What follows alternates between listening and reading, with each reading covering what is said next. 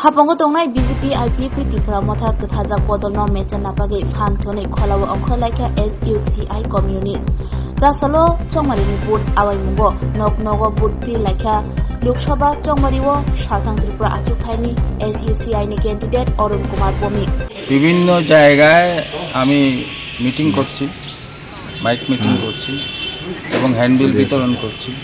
আমি জনগণের কাছে আহ্বান রাখছি এই যে কংগ্রেসের নেতৃত্বে যে ইন্ডিয়া জোট এবং বিজেপির নেতৃত্বে এনডিএ জোট, এটা উভয় জোটই আমাদের দেশের ধনিক শ্রেণীর জোট এবং 17 বার লোকসভা নির্বাচনে আপনারা ভোট দিয়েছেন।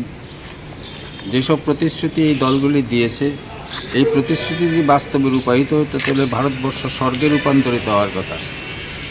কাজবিহীন একটি লোকও থাকার কথা না, কারোর ক্ষুধার জ্বালা সহ্য হওয়ার কথা না, সবাই শিক্ষার সুযোগ পাওয়ার কথা, চিকিৎসার সুযোগ পাওয়ার কথা, জিনিসপত্রের দাম বাড়ানোর কথা না, ভ্রষ্টাচার দুর্নীতি বন্ধ হওয়ার কথা ছিল। কিছুই হয়নি, বরং বেড়েছে।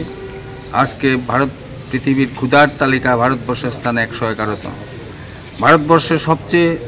ভারতবর্ষে হলো পৃথিবীর যত গরিব মানুষ আছে তার 1/3 ভারতবর্ষে আছে। শিশু মৃত্যু হার ভারতবর্ষের সবচেয়ে বেশি। ফলে এই দুরবস্থাগুলি কেন? ফলে এই দলগুলি 77 বছরের স্বাধীনতায় আমাদের দেশের পুঁজিপতি শ্রেণীরই স্বার্থ রক্ষা করেছে, এদেরকে স্ফীত করেছে, গরিব মানুষের স্বার্থ রক্ষা করেছে। গরিব মানুষকে বাঁচতে হলে চাই ঐক্যবদ্ধ গণ আন্দোলন।